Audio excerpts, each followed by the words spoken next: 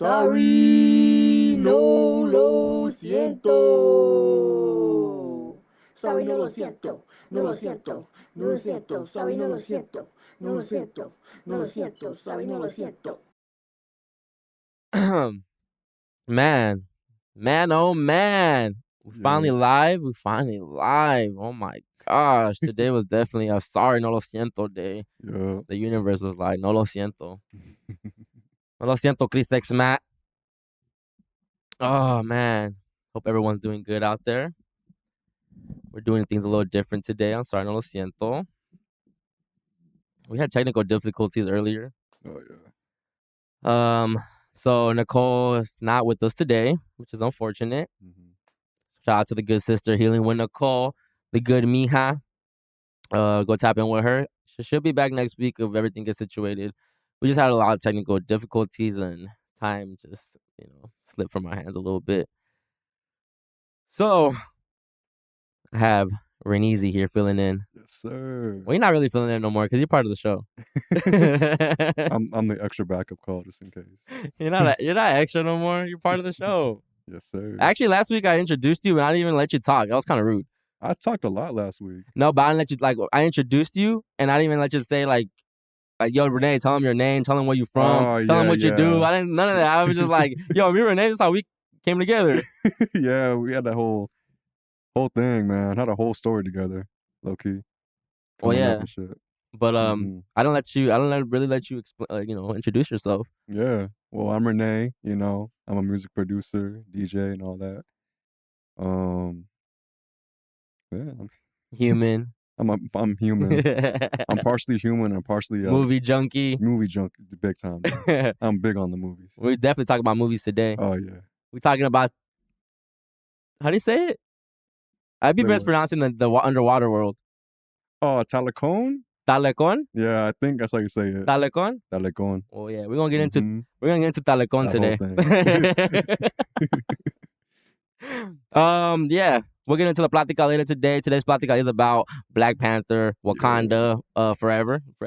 Wakanda Forever. Yeah. Mm-hmm. Second part of the series. We'll get into that later. But right now, hope everyone's been good. Hope everyone's been chilling, living. I've had a great day. I don't know why I've been in a good mood all day today, except for right now what ended up happening with all the technology, bro. Technology gets you really upset and mad, and you can't beat technology, dog. Especially when you got everything set up. And you always mention this shit. Right when you think you got everything ready, everything set up, when the time comes, bro, nothing works. I've been looking forward to this day for a long time because I just, we have a double whammy today. Mm-hmm. And, I'm starting something new today as well. And, so I've been looking forward to this day. And of course, the Matrix is going to mess with me today and be like, no, mijo, you're not going to have it easy today. We're going to mess it up for you. Because, again, everything was the same. I don't mess with anything every week. And me and Nicole have fixed this issue. For the longest, we've had fixed this issue already. We haven't had any technical problems in the longest. And all of a sudden, we get these technical issues again. So today defines that title of the show. What you mean? Of the show.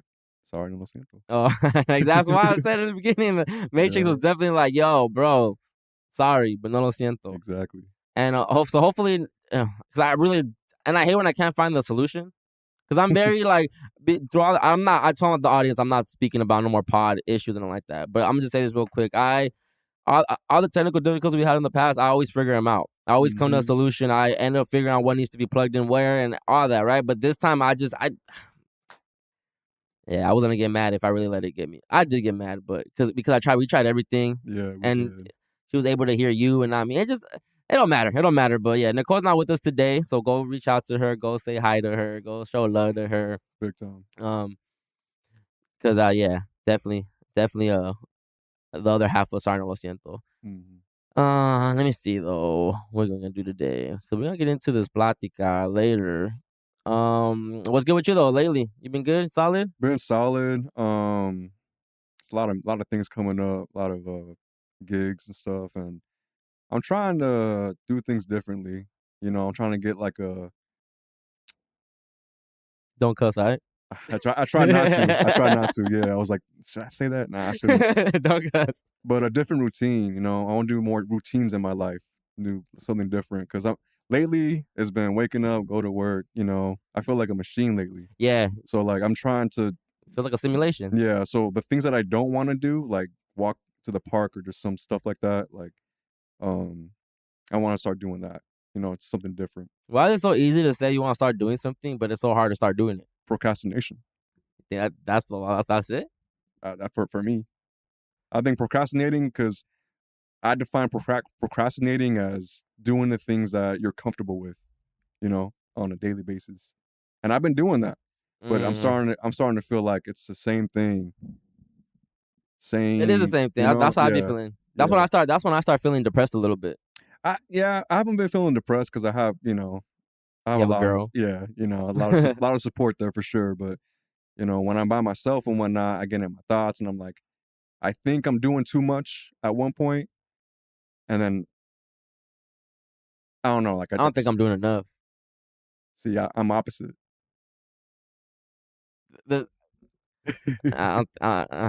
That's a whole different Plática, but I don't think I'm doing enough. Because I mean, I'm doing, right. I'm doing things and I'm doing it. Mm-hmm. But even what I'm doing, to some people it's a lot, but to me it's like, okay, I could be doing more though. Mm-hmm.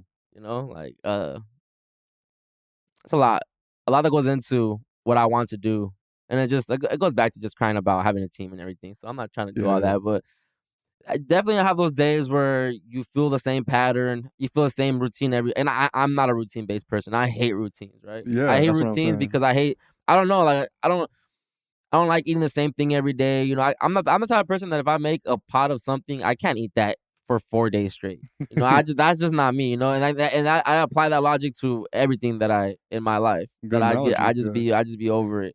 Yes. Quick. I get over things quickly, but obviously work is something that you can't just get over and like, okay, I'm done with this, you know? Mm-hmm. Well, you can. Don't get me wrong. You can do that, but you better have a backup. You better have another type of money coming in, or you better have an idea in mind to before you even quit or say, I don't want to be here no more. Yeah, that's what I need. I need that. But then sometimes, like me, right? Like, I know if I just quit, I know I would go 10 times more harder and just doing what I'm doing, right? Yeah. But then, like, what I'm making at work and what the income I'm making there, like it's you know, you can't. It's hard to just be like, nah, you know, because that is taking care of me. You know, that job is taking care of me.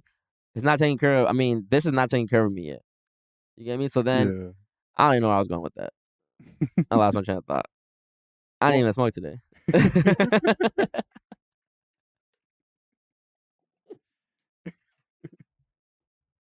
Yeah, mijo. We're here though. Sorry, no lo siento. You better get in the vibe. I know you're not no mijo. That's the first time. That's the first time you call me that ever, dog. Mijo? See, this time it makes sense because I'm younger than you. I'm used to calling Nicole Mija, so. I know, but. Well, it's part of the swagger to the show. It's part of the swagger, mijo. Sorry, no lo siento. Oh, gosh. All right, how are we going to come into this? Let's go. Okay. Bienvenidos a otro capítulo de Sorry, no lo siento. I am your host, Chris X. Matt. I got Renezi in the building. Yes, sir. Shout out to Healing with Nicole. Gone but never forgotten. Gone for today. Don't get it twisted.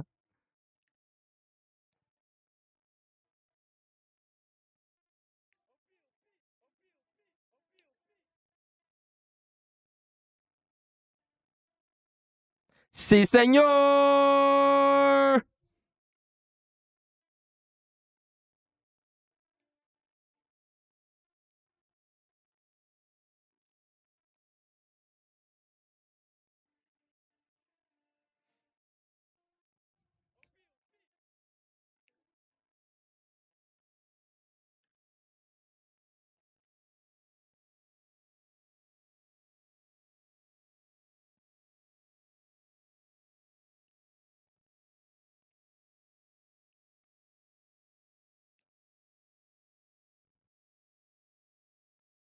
This song does feel like some underwater vibes, huh? for sure. I like. This is probably one of my favorite scenes in the movie. When they go underwater and then all the gates open up and then, like, they're seeing everything, all the lights and everything like that. You get that different view. If you guys haven't seen Wakanda Forever, I suggest you put pause now, because we get definitely spoiling it for you guys. Oh, yeah. Si no han mirado Black Panther. Yes, sir. Press pause. Pushen. How do you say push? Empujen. Pon pausa. There you go. Yeah, got that one. Let me see what else. Bro, I get a lap dance to this too. In the water though? In the water? Water aerobics? Damn.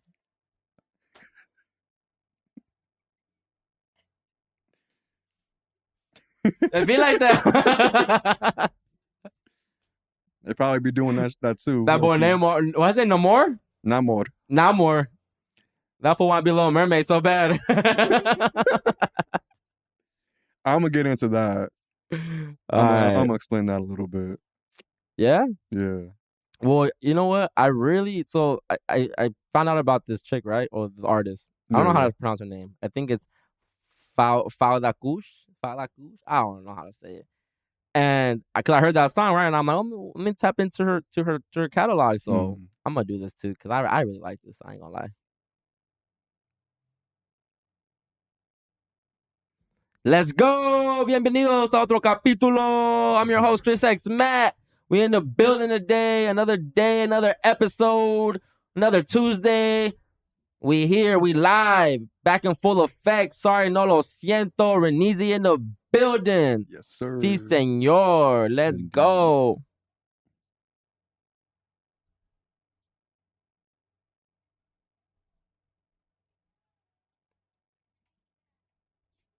Huh. Shout out to all my Latinos out there. We don't rep the Latinx though. I'm just kidding. I'm inclusive of everybody.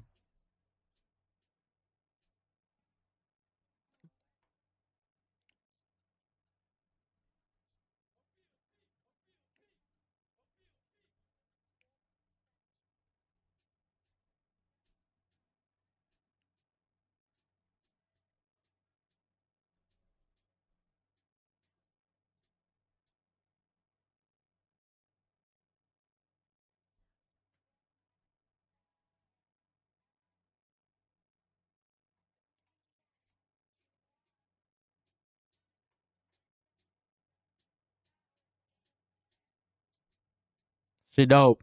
That's dope. She dope. I don't know how to pronounce her name. Faudeqush. Foudeqush. Couldn't tell you.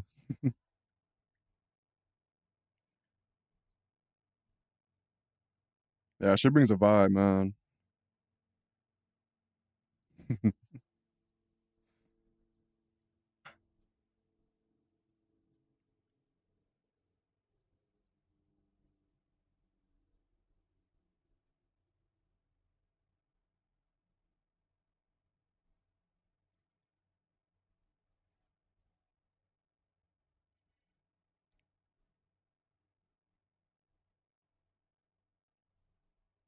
Si, senor.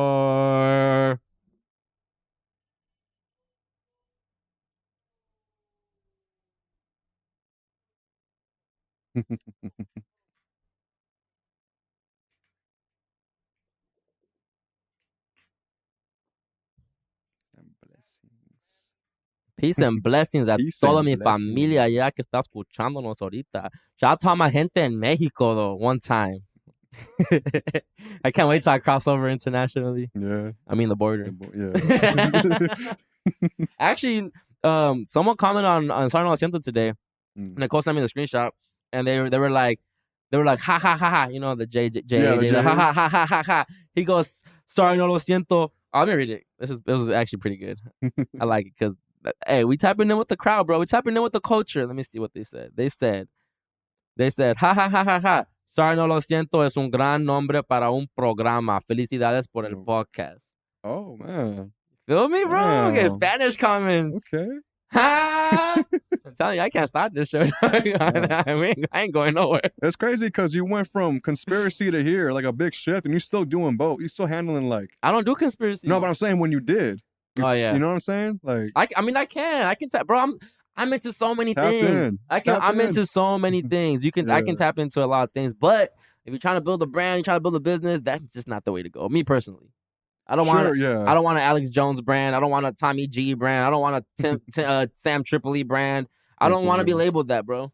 Because I see the struggles they have. Yeah, you know, their struggles came later on in life when their platform was already lit, so it's a little different. But Conspiracy would have got me there too, bro. Conspiracy was working, and it was working fast, but I just wasn't. I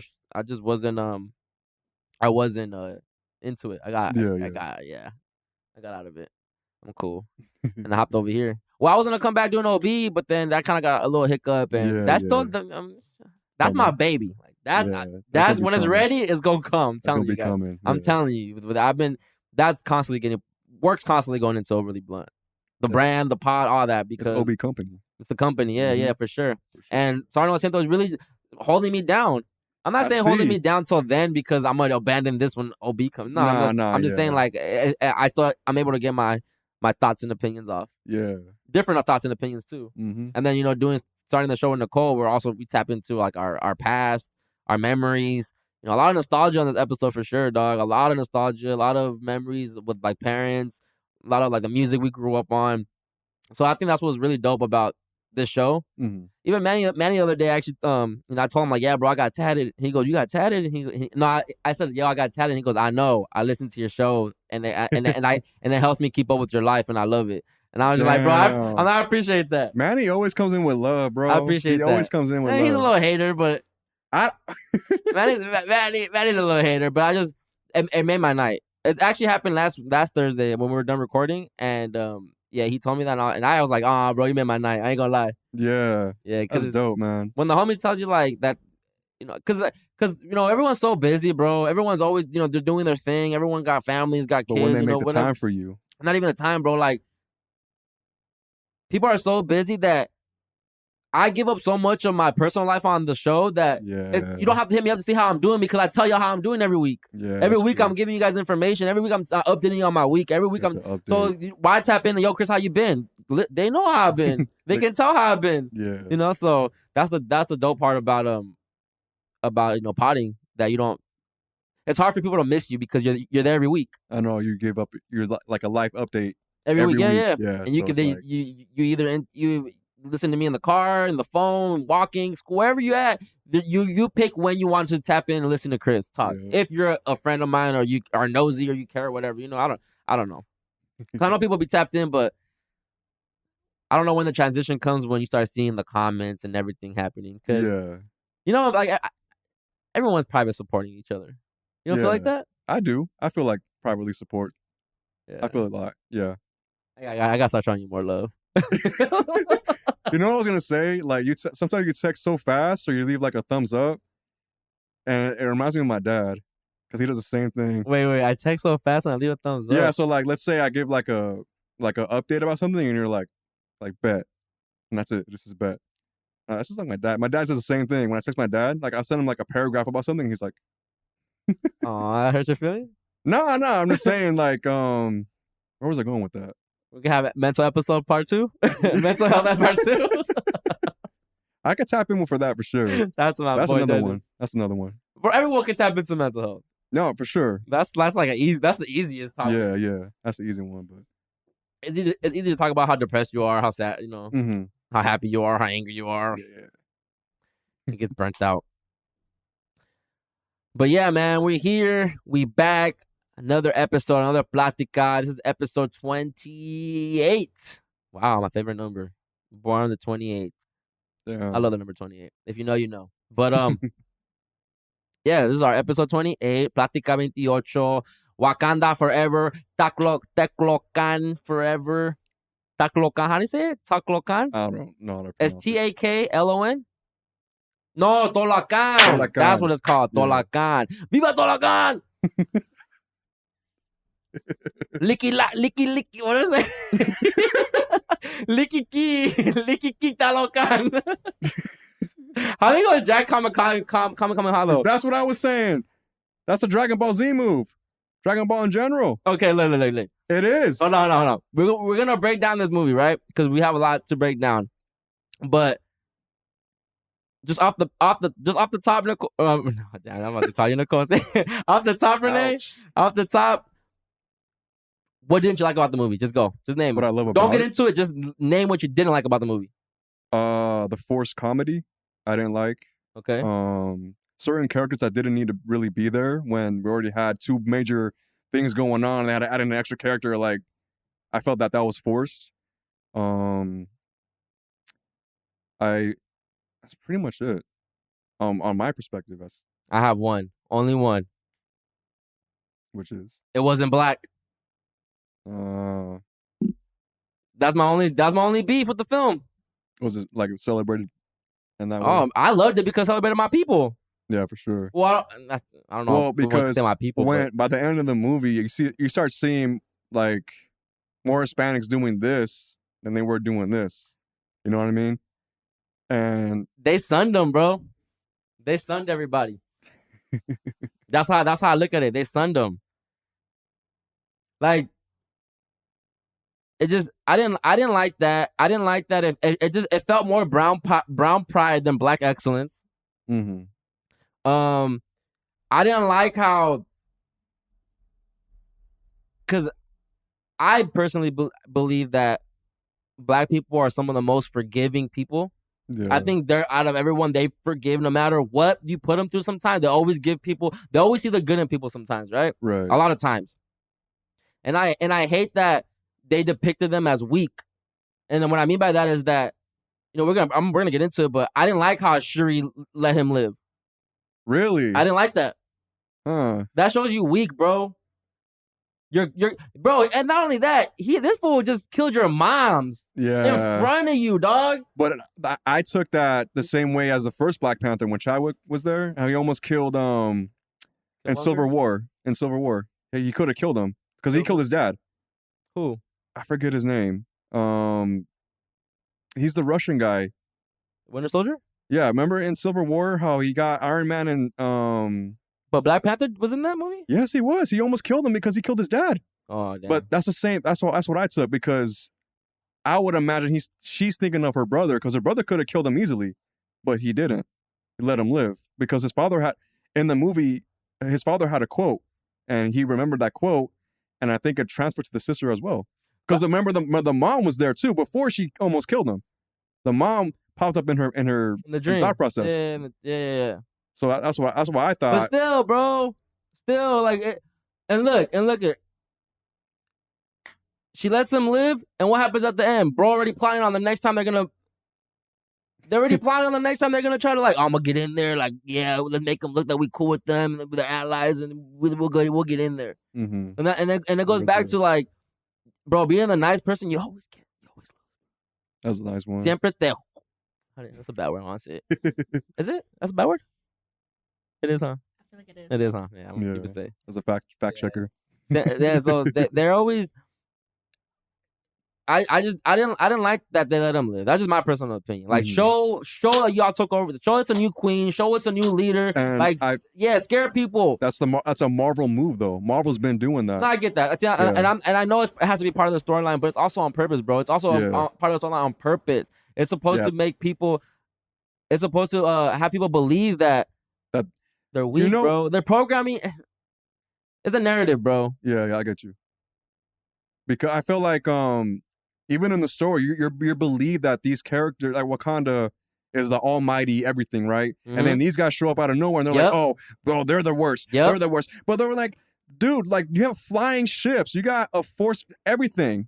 And then these guys have, like, whales and stuff. But that's what I'm saying. That's what I didn't like about the movie. Yeah, how that was portrayed, I agree.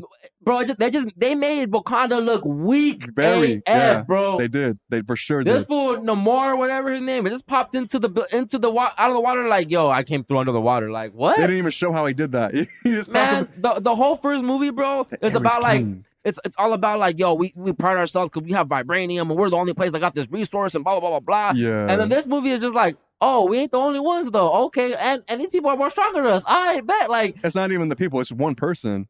It's one person. You know, I feel like they focused on that character specifically because they were supposed to represent something bigger in the audience. You know what I mean? We'll get into it. Yeah, but that's where I feel like it was going towards because they didn't really show his people. It was mainly him. It was always showing. It was showing him. Yeah, so like, well, the two big. And I feel like him representing the movie, and it was anything outside of him was shunned, and I feel like if they. That's probably another thing I don't like about the movie. They could have showed more within that culture, besides doing the other side stuff. You know what I mean? More within the Mesoamerican culture. Well, in the movie, because it was just Namor the whole time. Right. They didn't really show his people. They didn't show how he was treating his people, how he was preparing. Nothing. Yeah. It was like, oh, we're gonna go fight them. They're like, yeah, let's go fight them, but they weren't even ready. They looked ready, dog. Sure. Well, they didn't even die. They were come back to life. I don't even know how that happened. How that happened? Well, I mean, that's the whole conversation about like them not following the comics, which sure, I personally don't care. They for sure didn't. I personally don't care because I'm not a comic book head. I care when you force diversity into it. Okay, I guess we can start there. We can start like that because that's how it came about at work, right? Yeah. I'm not hip on the comics, y'all. I don't know what happens in the comics. So whatever the movie's portraying to me, I run with it. I believe that's how it is, right? And I know Marvel is known to have different type of ethnicities in their comics, so it wasn't too far-fetched to me, right? No. But then at work, I get to work, and my coworker's telling me, yeah, you heard about how they're mad at the dude that played Namor, and I'm like, why? He goes, they're mad because in the comics he's a white, and they made him as indigenous here in the movie. Mm-hmm. And as soon as he told me that, bro, I was like, that makes all the sense in the world. Yeah. Because I didn't watch any trailers going into this movie. Damn. It's a Marvel movie. Big Marvel movies like this, I just go. I don't look at previews because I know they're gonna be fire. Yeah. So I don't look at previews or nothing like that, right? So I don't know what to expect. But I don't know this. The movie felt like a mixture of the new Avatar mixed with Wakanda. That's what it was given, to be honest. Right. So I'm just like, so as the movie was progressing, I'm like, oh wow, it has to do with like people underwater now. Oh, we're going underwater. Oh, bet they got vibranium. Oh, like, and then obviously it starts playing out, and it's like it is Latin, Mesoamerican. I'm like, oh, this is hard. So I walked out the theater like, yo, this was fire. It was. And then later when I started analyzing it, like, oh, it was on purpose though. Mm-hmm. Like all this was on purpose. Like the character isn't even Mesoamerican in the comics, but you need that. And this is what I mean, bro. Where oh man, my conspiracy brain's just running, dog. They're just running so bad right now. I think they did this for a copyright purpose because you already have a guy that's underwater and it's the king of Atlantis, it's Aquaman. And in the comics, Namor is the king of Atlantis. But they can't, I don't think they can say that. Right. So what they did was they went to a different route where they can attract both black and brown people to go and see the movie. And that's what I didn't like, though, because it's still creating the separation, bro. It's still creating the division. It's still putting us against each other. Bro, when the movie was playing out, I thought it was going to be Wakanda and Talokan versus the government. Yeah, that would have been fire. That would have been super fire, bro. What? I know, but that's what... Didn't you feel like it was leading up to that, too? Because... Yeah, that's what I'm saying. Even when that girl... I don't even know their names, bro, but when that guy got handcuffed and stuff and he was there... Yeah. I was like, where'd that even go? And it went nowhere. And it continued for them fighting. And it was like, they could have done a lot more. Yeah, no, for sure. That's how I felt. Yeah. That's how I felt. And the other thing is, too, I was on an article, I think at the Finder or something, but the name Namor, they changed the name. I don't know if it was on purpose or just to give it a different meaning, but Namor in the comics, it means the avenging child, where Namor is the child without love. So the child without love? Yes. That's what it was in the movie, though. Yeah. And I don't know why they even changed that. And I think is it because probably just to fit the plot. What was the name of the comics? Of not Namor? Yeah. Namor? The Submariner. That's his name, Submariner? Namor the Submariner. He was a Submariner. Yeah. Okay. So he didn't have all the little jewels and stuff like that? no, because he wasn't. I don't think he was mining there. He just had the wings on his feet. Yeah, because keep in mind he's a mutant, so he's an X-Men. Someone told me that too. Well, that Yeah. same coworker told me that. That's how they're introducing the X-Men. Yeah, The I think he's the first. He's the first mutant. Yeah, technically. So but all mutants have come from vibranium after effects or what? Nah, no, that's just him. That's just him. Now, don't get me wrong though. I love the direction they took. I liked how they handled the character. I love the culture for sure, but I can't. After researching what I researched, I can't help but to accept the fact that some of it felt forced. Because you force a character, you force Namor to be totally different, and then you're forcing it into a movie where you have this controversy now. Yeah. I don't think that was intended, but that's how it was shown. Well, the controversy helps with publicity, so it's gonna help. But I love the movie, bro. But I loved it too. But I loved it because it had to do with my culture. Yeah. And if I was Black Robbie, man, I would, and I don't mean mad by like let the movie get the best out of your emotions. No, but I would feel a way like, yo, we're the ones that made that box office hit. The first movie, Black people did that, bro. Yeah. They showed up and they did that. They did. You know? Mm-hmm. And that whole movie was so Black empowerment, bro. Like the first one had to do a lot with their culture. It had to, like, they were throwing up the X like a lot of times, bro. This time it only felt like they threw up the X when they were scared.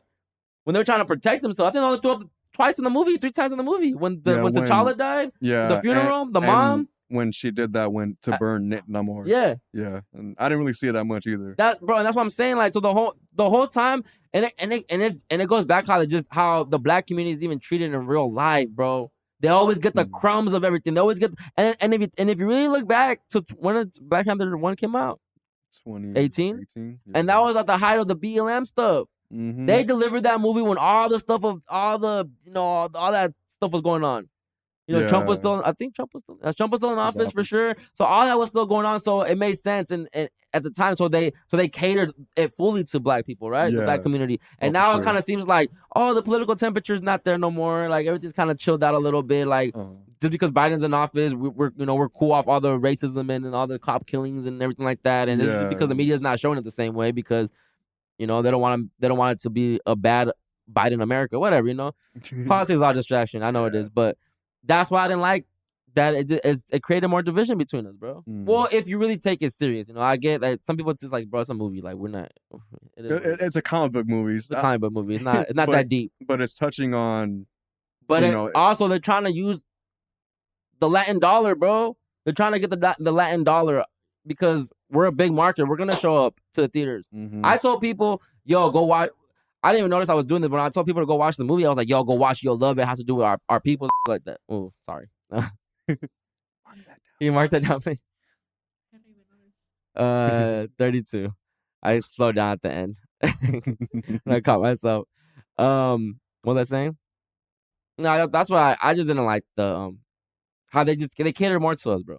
Mm-hmm. Everything they took their whole swag and just gave it to us. Yeah, they gave us a little thing. I definitely felt away because I love seeing him on screen. I thought he carried like a big chunk of that film. Because when it switched to Shuri, like she had one motive, and I was like, I know she's gonna get that motive because it's a Marvel movie. What's Namor's character gonna do? Yeah. And I loved how he was like, protective of his people, and he sacrificed himself. He pretty much sacrificed himself over his people, and I love how he portrayed that. But in the movie, Shuri was there for revenge.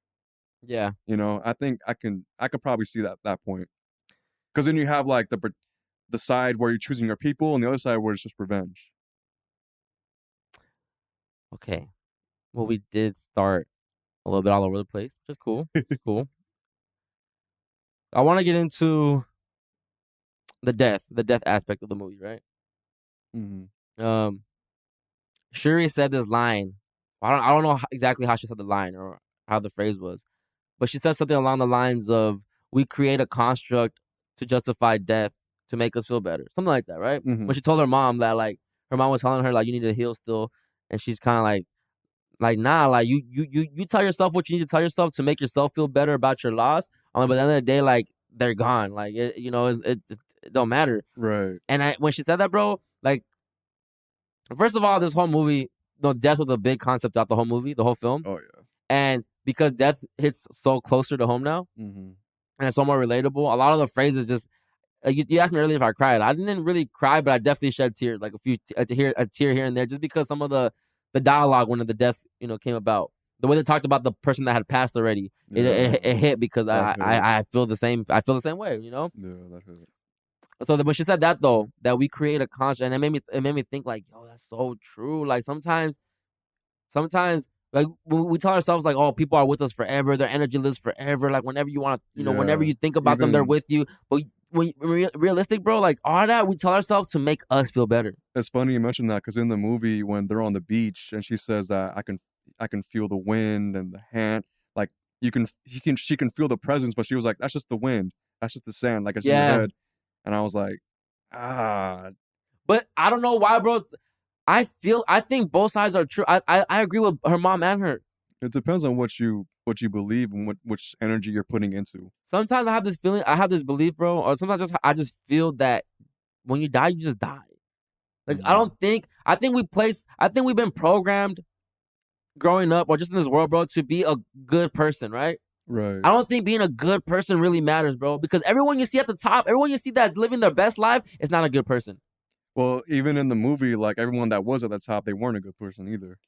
All the Panthers, even the first Black Panther movie, the dad, he did some stuff, some messed up stuff to Killmonger's dad, and that's the reason why Killmonger became the villain, because he saw something different.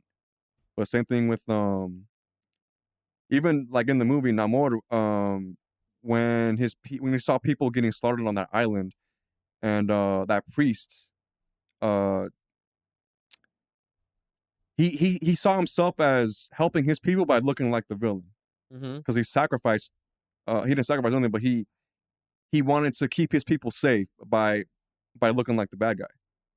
Whereas this movie, the mom wanted to be the good guy, but she ended up dying. But see, even that, like, the studios know what they're doing, bro. They put the queen as the main one, right? And then they kill the queen. And I mean, when you think about it, in the game of chess. What happens when you kill the queen? That's it. So I'm saying, so like, you see how throughout the whole movie they're depicting black people to be weak, bro. Like the whole movie is just like they were just pooping on them, bro. Like, like that's what it felt like. It's like y'all thought y'all were, y'all were the SHIT. No, you're not. Like, there's the people underwater that are way better even than that, the government was blaming Wakanda for the whole thing. They weren't even touching on. And again, what I said earlier about them being forgiving, bro, they didn't want to give up the ops. They still don't want to tell me, yo, there's people down there that are doing all this. It's not us. They immediately wanted to blame them so they can take their stuff.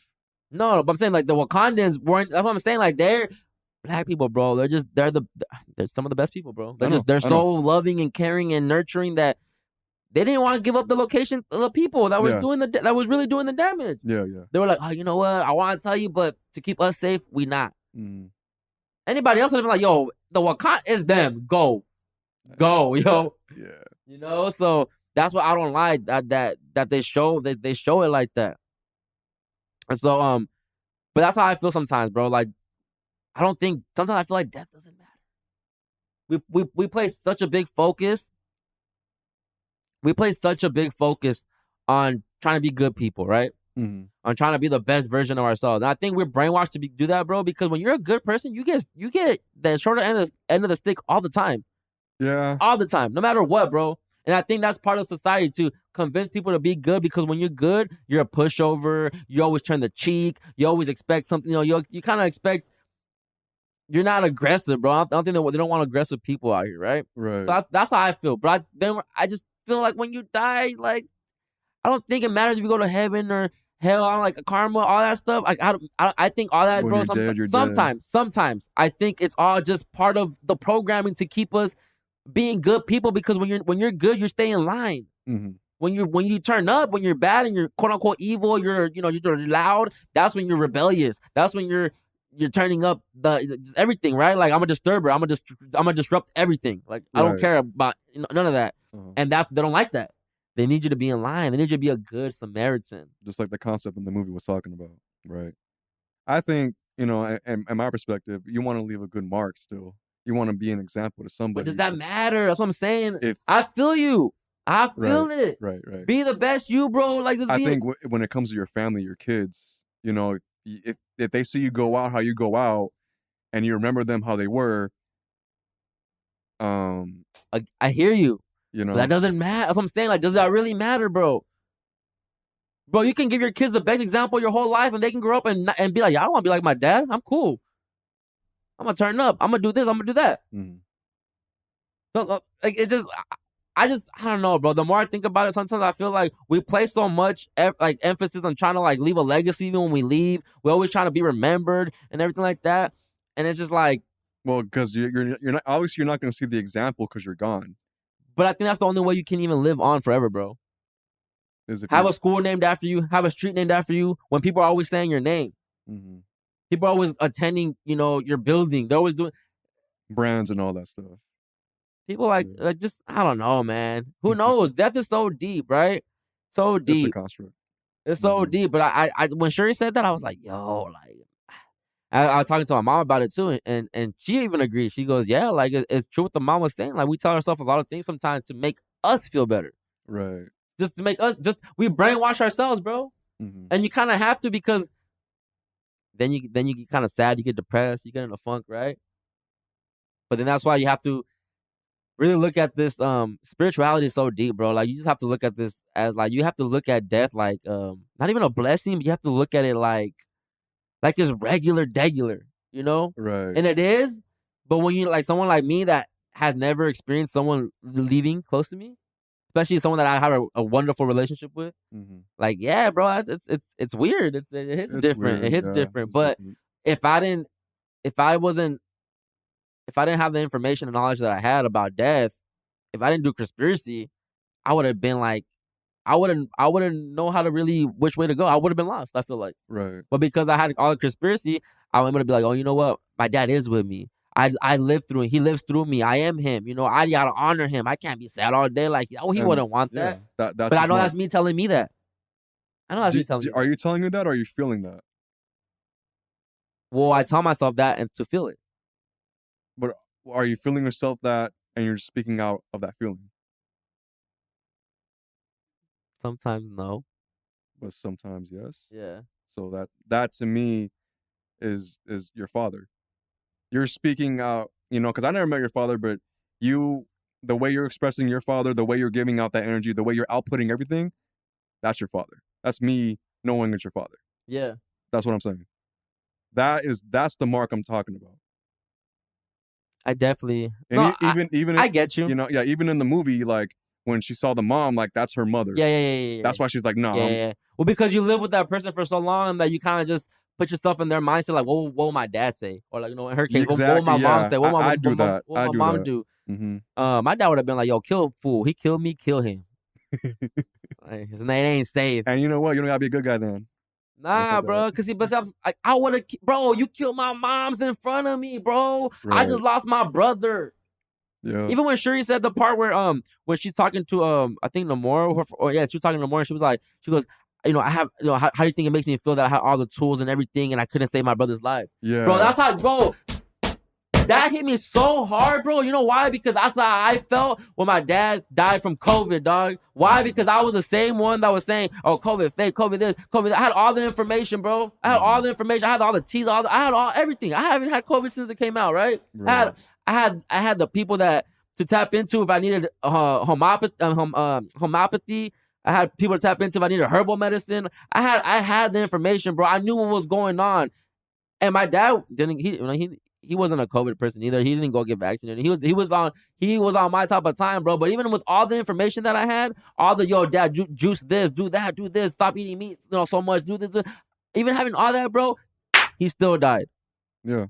And it hurts, bro, because I was the same person trying to put people onto COVID stuff. Like, they're playing everybody. They're doing this. Like, watch out. Don't let them put you on a ventilator. And my dad was a victim of all that, bro. They put him on a ventilator. He lost his life within a week of being on a ventilator, like all that. And I was the same one that was like, yo, watch out, we're hospital. Watch out for this. Watch out for that. And it came.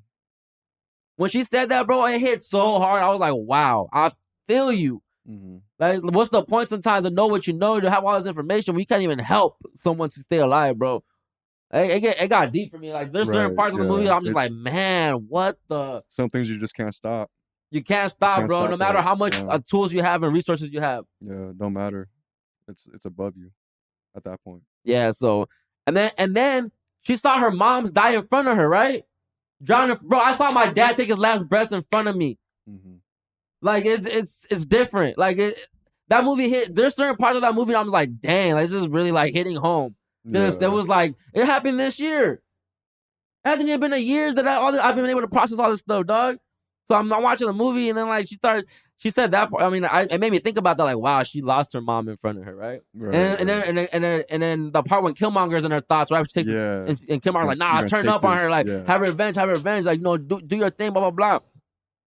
Yeah, that energy, dog. But then you do that, then. Well, and talking in the movies aspect, then you're causing war.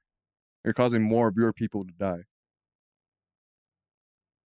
That would have been Killmonger's approach too, because obviously he would have killed his own people to take all that stuff and bring it back to the other, Yeah. Sure, war, yeah. bro. I get that. But you got to understand, in those terms, what are you putting at risk, and what was your mother really trying to tell you?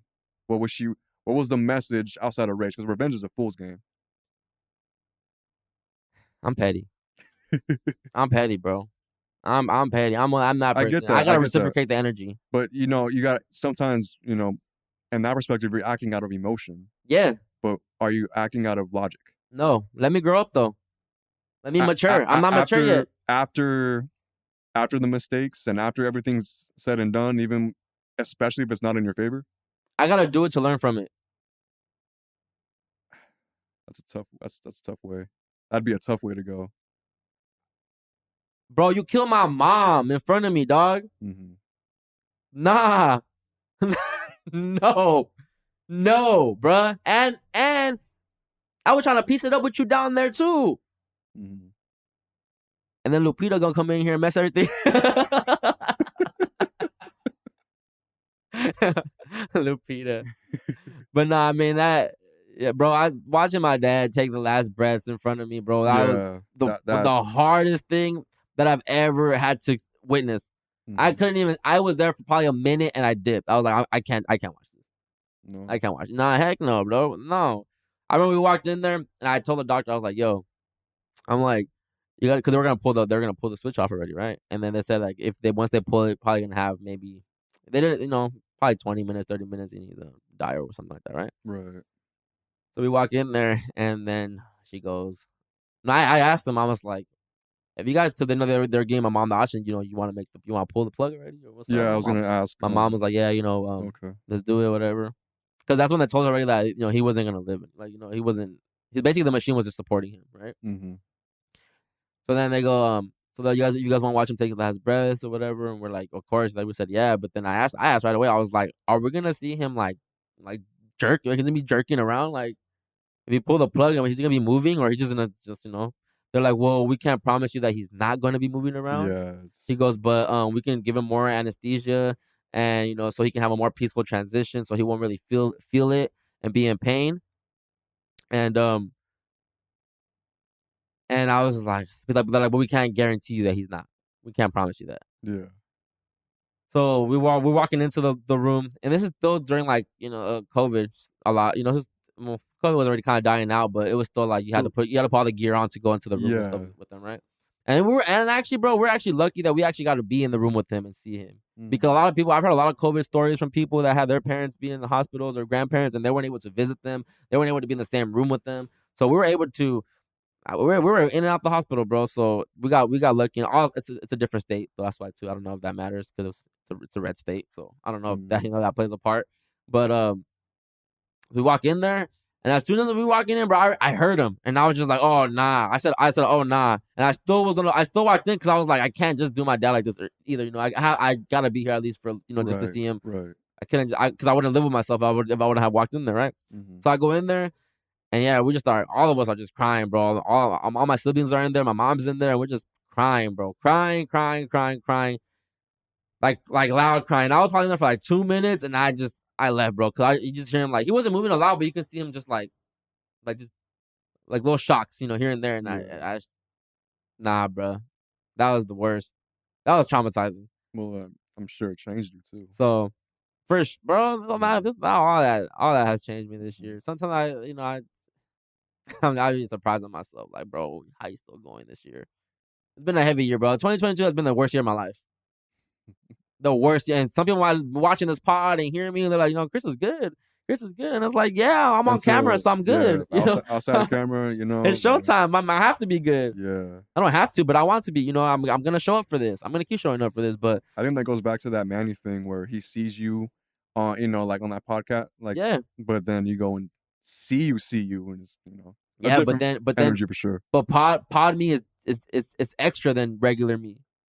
Pod me, I'm putting spice on stuff. I'm being extra. I'm being more. But and don't get me wrong. It's not like the cameras come off and you guys leave and I go back to being under my blanket and sad. Like it's not like that either. But yeah, I'm alone most of my time. And you say you think a lot when you're on your own. You have a lot of thoughts in your head. But imagine always being by yourself, bro. Nice.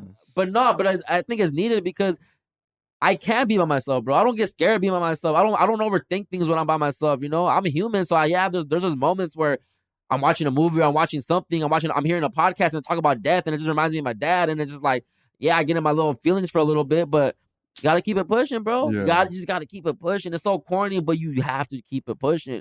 And I look at my mom, I look at my siblings and everything, and it's like, man, we definitely from Talokan or whatever.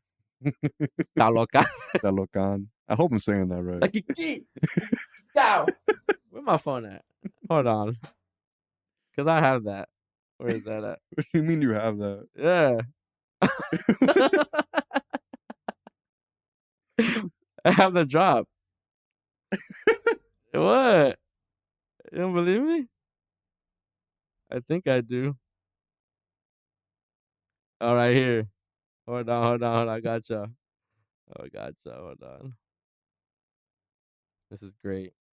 Oh, I lied. I don't have it. Oh, I do. Sí, Alex le encanta. Bueno, nuestro saludo en Talokan. ¿Cómo va? Say the words. ¿Qué significa? ¿Qué ole? ¿Cómo estás? ¿Qué ole, compa? ¿Eso quiere decir? Bienvenido, compa. Bienvenido. No, es el saludo que se hace como con respeto, que tiene que ver también con el sol, que tiene que ver con abrir cosas, ¿no? Entonces va por ahí. Pero si ustedes lo usan nomás como, ¿qué ole, compa? Algo muy importante que pienso que It's not the video. debería saber. But yeah, he's basically saying it's he goes, it's like, yeah, ¿qué onda? But look, bro, they copied it from even the things. The paintings. Everything. So it does have to do with Mesoamerican culture, right? Mm-hmm. But even the name, what do they call him? Talokan. How do you serpent, say it? The Serpent King. Talokan? Talokan is how you say it. Let me see. Yeah. Yeah, but I thought I had the Kukulkan. Lukuklan. They that's the serpent bird. They call it Likik Talokan. That's what they call it. Oh. Well, okay, now since we're on them, what were your thoughts about when they first came onto the screen? When they were in the water and they were like, or just when Namor first came out of the water too and confronted. I thought it was bad. Well, I thought they looked really good. Yeah, like, they came out strong. Like they came out like that battle was hard too. When he was versing the bald head. What's her name? The what, the spear? I forgot her name. The Wakanda one. I forgot her. She got disowned by the queen. Yeah. Imagine, bro, the queen demotes you and then she dies while you're demoted. Yeah, but you can't even win her grace back. No, What was big hot? She had everything was purpose, right? And I felt like there was a purpose behind her degrading her, and the grand scheme of things, the bigger picture that she had. You think so? I think she was just mad that That she went You by took my herself, her daughter. I told you not to take her, and you insisted, so I let you. And then you lost her. Mm. And not only did you lose her, the enemy took her. And not only did she take her, they're underwater all the way down there. What am I gonna do? What am I gonna do? Right. I don't even know if she's alive. Like, so yeah, I can see why the mom be like, nah, homie. I told you. You said no. I let you. Demoted. That's it. Mbako, get up here. Mbako, weak. Yeah, he got thrashed. You see what I mean, though, bro? They made him look so. All of them, they made him look so weak. Well, yeah. Going up against not, like, especially even though Namor's past, like, he's strong as Hulk. Bro, that type of stuff. Think about how they beat him. Shuri they had to make a peace. Like, come on, dog. They made him look so weak. Like, yo, where's the respect for T'Challa? Like, come on, yo. Like, where's the respect for T'Challa? They did T'Challa dirty in the funeral. How are you gonna give him 2 minutes? T'Challa? They gave him 2 minutes in the beginning. That was it. Well, I like the flashback sequences too. There was barely any towards the end of the movie. Well, they have to move on from it. I get you. Yeah. But there wasn't a lot of mention of his name. No, they could have figured out a way to where like he left something for Shuri type of something, but it was like, bro, dad, he out of here, whatever. That's what Killmonger said.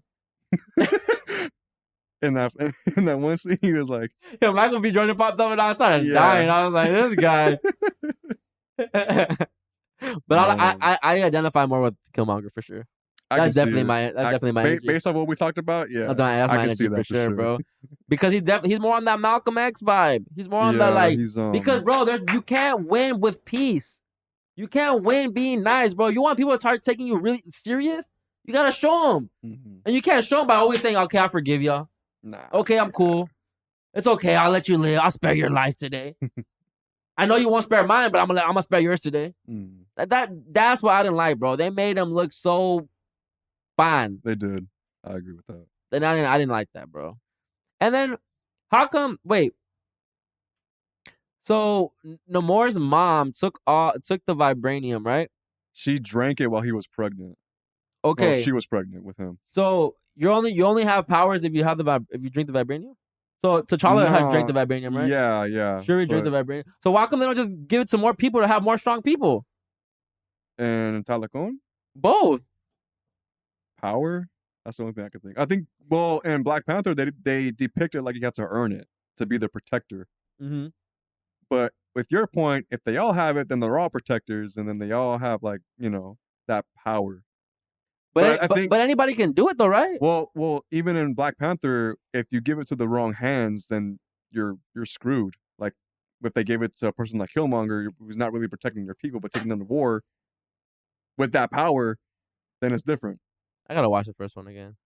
Yeah, I'm really going back to that first because I'm doing that because it kind of like leads on to this film, and you see aspects of that with Namor, where everybody respects him, and he is the true king of that city because he takes that power and he's responsible with it. Everybody loves and respects him. Yeah. But he give it to some again like a Killmonger where it's like we're going to war, we're gonna get all this stuff, Yeah. Nah, I think Killmonger would be a dope leader. Would he even be a leader, or would he be like a? Yeah, he would. He just wouldn't be a leader that is fun. He wouldn't be about like, oh my god, maybe we should think about this. Because he would have for sure killed Namor. Like, bro, that's what I mean. Sure. That's what I mean. And your people need to see that to trust a leader. Look, bro, Marvel knew they couldn't even leave Shuri as Black Panther because they already introduced the son. Like, okay, we can get you. This is the only movie you're getting. Back to the male superhero because no one wants to see a woman one. Yeah. You feel me? Like, it's just so corny how they did it. And like, I was hearing the Joe Budden pod, right? Mm. And so they're talking about the film, and I made the point that most of the movie was just focused on women. And I didn't really notice that. So like, when he said that, I'm like, really? Bam. Yeah, because if it's not for Namor, it's not a male. There's no male. It's not a male. No. Everything else is. M'Baku is the only male that really comes out from Wakanda. Yeah. So it just makes, again, bro, depicting the community as weak. They don't have the head, the leader, right? just take it to real life, bro. Same thing with the black household. Like Oh yeah. the Oh, leader that's of the right. household, they take him out. This one's out. They implement the mom, the queen. She's over. She's emotional because she don't know what to do. Everything's going on. Like the moms are nurturers, bro. They're not really protectors. They're more of like, let's keep everything safe and sound. Let's keep it cool, organized, and like, it's not really about going to war and everything like that, right? You need that male like power, right? Mm-hmm. So that's what I'm saying. Like bro, they did not. It was no black excellence in this movie. No, I stand on that, and that's why it was sad to me, because the way they turned up on the first one to really give them their flowers, really give them their props, and this one is kind of like, yeah. We're gonna give them Latin their That's why I was dying when Joe Budden called it Latin Panther. I was like, bro, you took it right out of my mouth. Pause, but that spot on Latin Panther, and they showed more of the struggles with Shiri and her family too. Yeah, more than Namor, because Namor had like pride and he showed power, he showed leadership. Facts. When I read the script and I got to the Spanish bit, I was like, yes! Ryan has done me a solid here. I was so excited about it. I mean, it's a gift.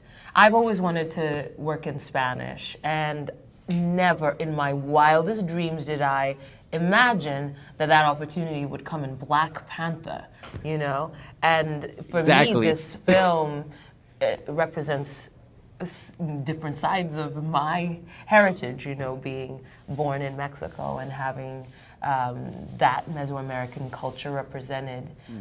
It's something that's very close to me, and so for Nakia to have that opportunity to cross over and touch that world, it was a gift. It was just a straight gift. When I read this, Lupita stole the show from me. She stole the show. Her and Namor stole the show. Easy. No, they were great. Easy. But I didn't know she was Mexican. I didn't know that either. My mom told me the other day. She's like, she's not Mexican, but she was born in Mexico, so she's she's nationality, she's Mexican. She spoke Spanish fluently in the film too. I didn't know that. I was, but I thought she was just like Dominican Republic or something. Yeah. So I thought she was from the island still, but I was thrown off when they said she was from Mexico. I was like, oh, bet. And I don't know what happened, because bro, she had cakes. She got cakes, bro. Yo, everyone was talking about it on Twitter too, because I know I was the only one that noticed it when I was watching the movie. I was like, yo, when did she get cakes like that? And she would have that suit on. When she was trying to go find Shuri, I was like, rescue her. When did she get like that? And sure enough, I got on Twitter later on. They were like, yo, Lupita got a dumper on her. Lupita got this on her. Lupita got that. I'm like, I wasn't the only one that noticed it. But then I forgot that she was the same one that got abused by Harvey Weinstein. Yeah, she was one of those. She was letting him clap for roles. Sheesh, Lupita. Nah. Sheesh, Lupita. Nah. Okay, so how you feel about her being in the film? You think she stole the show or not? Yeah, she saved a lot of aspects in there too, because I think in her own role she had initiative to, one, hold the secret, because how they were asking her, you weren't there for the funeral, this and that. Like towards the end of the film, we saw why, and I think that honors her role, because she has an initiative and she has the willing to go out of her boundaries to do whatever she can, more than some of the add-ons that were even there, because she didn't have a lot of screen time, but for the time that she was on there, she stole the show because she had everything nailed down perfectly. And why she leave Wakanda? She said she had left 6 years ago. I think after she Thanos, was in right? Haiti. Was it after the Thanos thing? Oh, that's what it was? Yeah, it was after Thanos. I think that's when Chadwick was snapped away. Black Panther? Remember? Okay, so when the movie started, what was it? What did they say was his cause of death? T'Challa's. It was a disease. In the movie, it was a disease, right? Yeah. Okay. So then he used the Endgame excuse? No. Why couldn't they use the Endgame? Because he came back. Oh, okay. Yeah, he was like, Wakanda Forever. And then, like, everyone charges Thanos' army. But I think when they're mentioning that timeline, they were gone for 5 years in Endgame, right? 5 or 6. So that's when I think her character went rogue, because she lost her husband, basically. And she was pregnant. So it is T'Challa's son? In the comics, that's real too? I don't know. He doesn't have a kid in the comics? I don't know that part. I can't speak on that.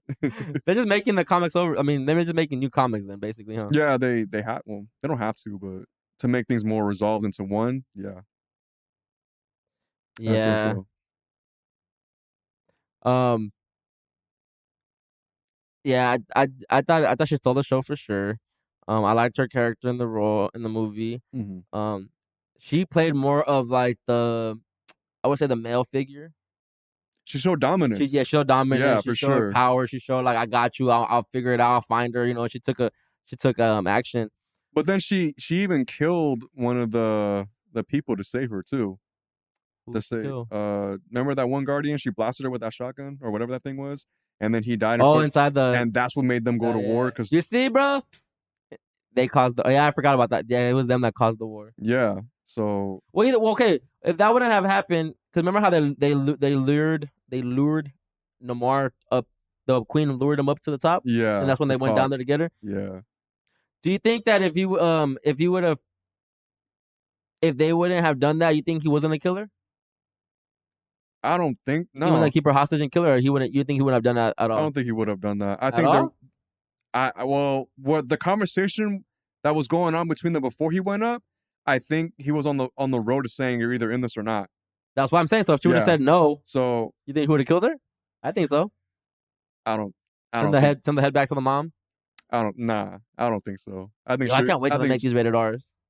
They gotta make him like gory like that. Well, Deadpool's gonna be the next one, right? But that's just Deadpool. Like it'd be cool to see like T'Challa really like not T'Challa, like but you know like Shuri I think, rips some people up and yeah, shit. like imagine Namor just comes to the queen and just drops Shuri's head, like That'd do be something. dope. And You just know, swims underwater. in Endgame, they deleted the scene where it was Captain America's head or Tony Stark's head. Word? Yeah, and he rolled it off, and then he kills Captain America in that one, but they deleted that scene because it was too graphic. Oh my. Yeah, got to keep it at a certain level with Disney. But I think Shuri would have held her own at that point. Shuri? I thought she was a dope Black Panther. She was dope. It looked dope. She looked. good. Her design was dope. Everything was amazing. Who was that homegirl they introduced in the movie? Ironheart. Ironheart. Yeah. Trash. Yeah. Actually, bro, she made the movie for me because she had the jokes the whole movie. She had energy. I loved her energy, but where was she? Like, they didn't really need her. I felt that they could have done so much more with her character. Well, she was the one that built the machine. Okay, but after that, what happened after that? Well, the whole time they're just trying to get back to Wakanda. Yeah. Well, I mean, okay, they get her. They end up underwater. They get out. They're in Wakanda. And then they go to war. The queen dies. Then she's down now for the cause. Yeah. Then she gets on board. She comes back. And the war happens. She's blasting. She's doing a few things, but I think they could have done that character a little bit more. Like, just a little bit more. Supposedly they introduced her because her show's She's having a Disney Plus show. Yeah. I mean, sure, they can introduce her that way. And there's a lot they can do with that character, but eventually they're going to lead that up to Iron Wars. I know why. I know where this is going. So, of course you do. But you're one of those that get mad. Like, that wasn't how it happened in the comics. Nah, I'm not mad about that. I don't care about that. I love, like I said, I love the creativity they did with it. I love what they did with the characters and how they, just in the movie, how they initiated everything. But I love Namor more than anything. Yeah, and he for sure stole the show. Yeah, easy. And to go from Narcos to Marvel, yeah, man. To go from like a C roll, a D roll to a B roll, man, if anything. Yeah. Shout out to him. I don't know his real name. I messed it up. But he was good on that show too. All right, let me see. Let's get into this. Into the history. Here are the origins of the viral Likik Talokan hand gesture from Wakanda Forever.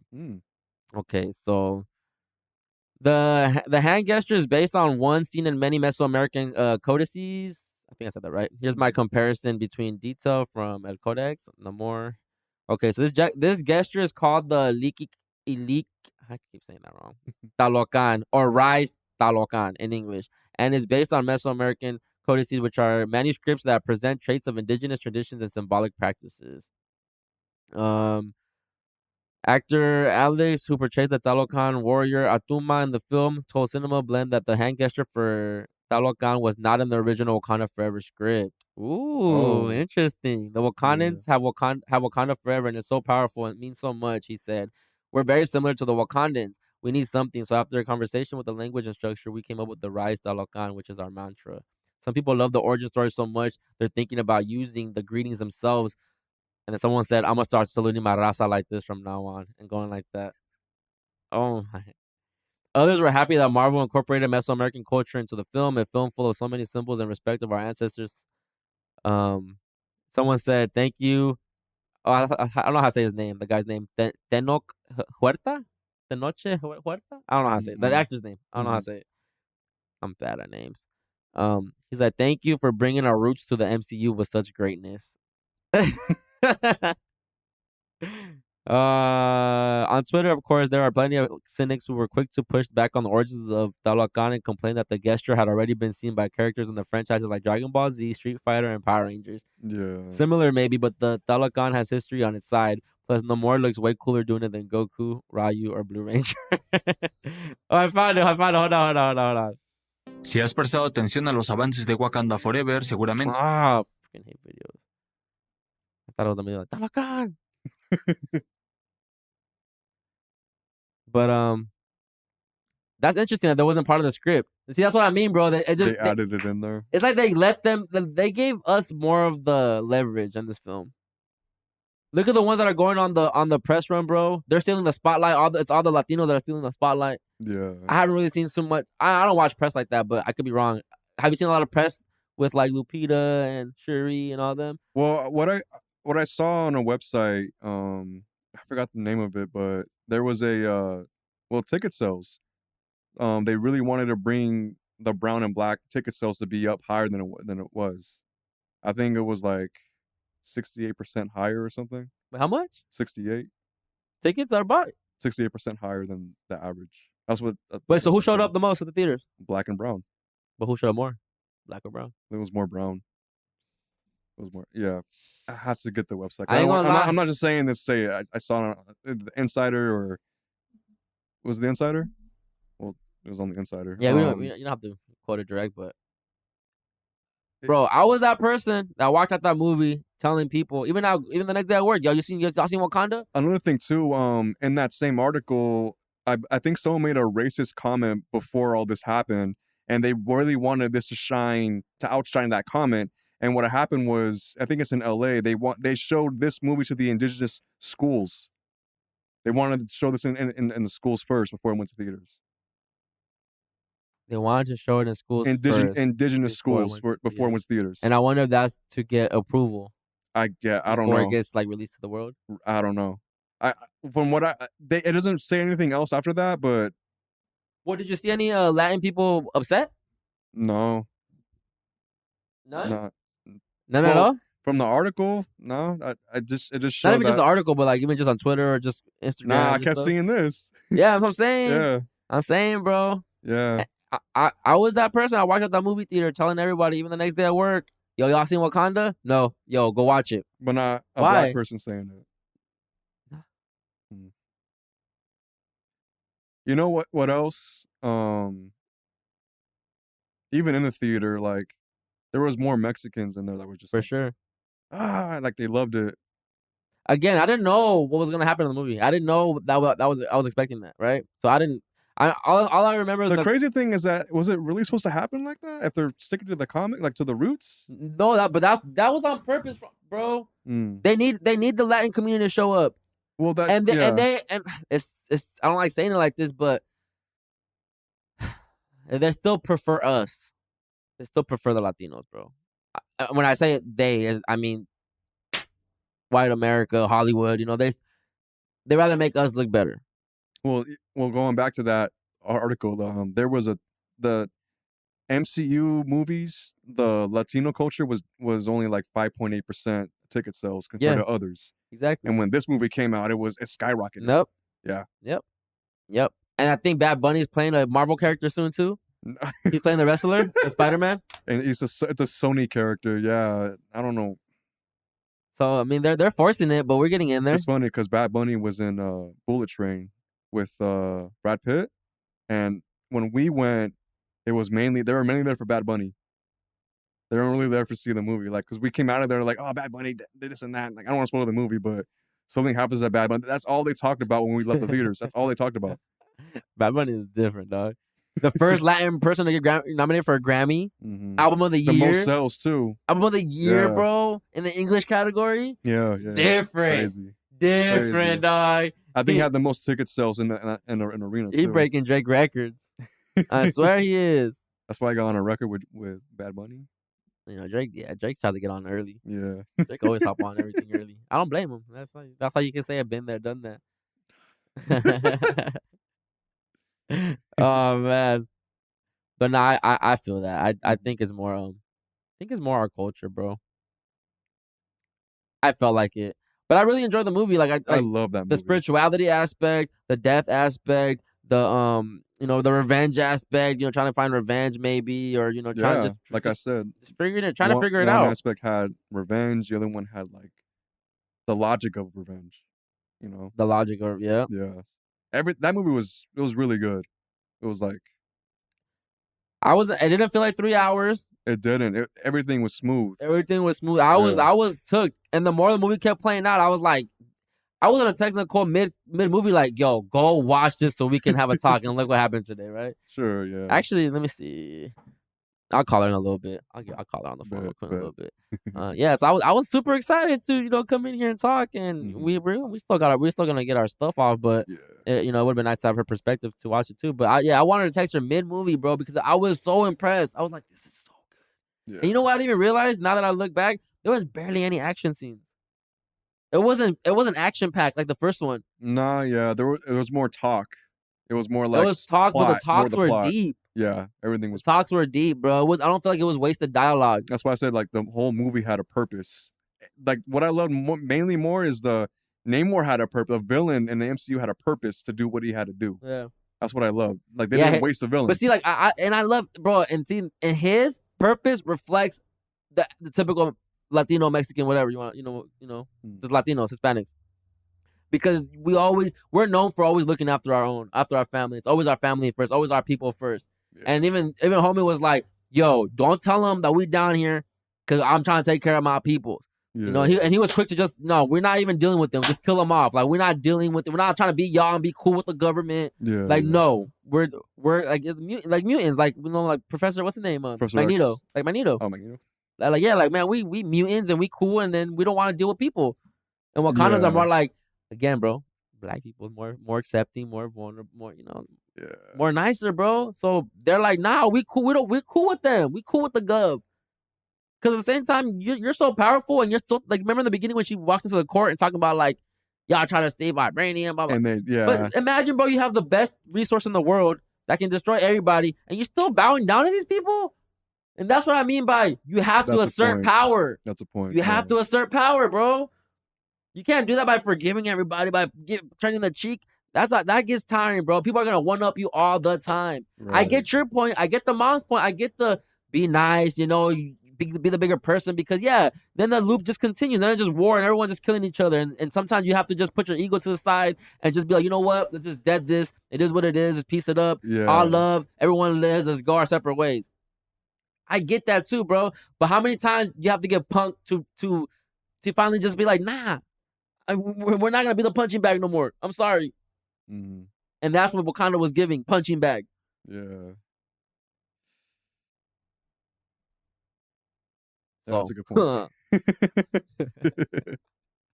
That's a good point. I haven't even been doing that since I watched the movie. This is the first time I started doing this. Well, even then, like, when she went to the court to explain why she wasn't giving out vibranium, she didn't even expect them to act that way either. Yeah. They expected peace. They expected them to understand that this is something that could not only help the world, but if it's in the wrong hands, it's gonna benefit one person compared to a community. But it is in the wrong hands right now, right? Yeah. No, it is though. He still has the vibranium, right? No more. I don't.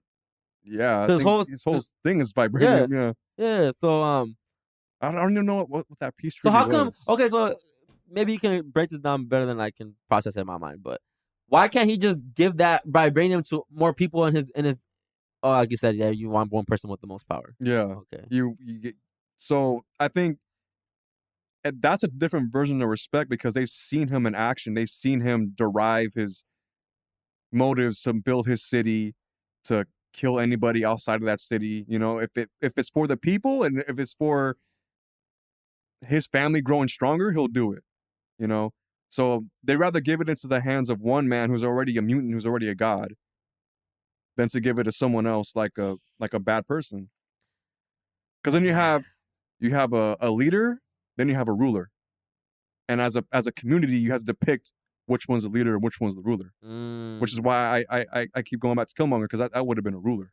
The ruler is the puppet, though, no? And the leader is the one that's really like orchestrating things, no? I think the ruler is the one. Like right now, I would say, and can you bleep these names? They're kind of burnt out.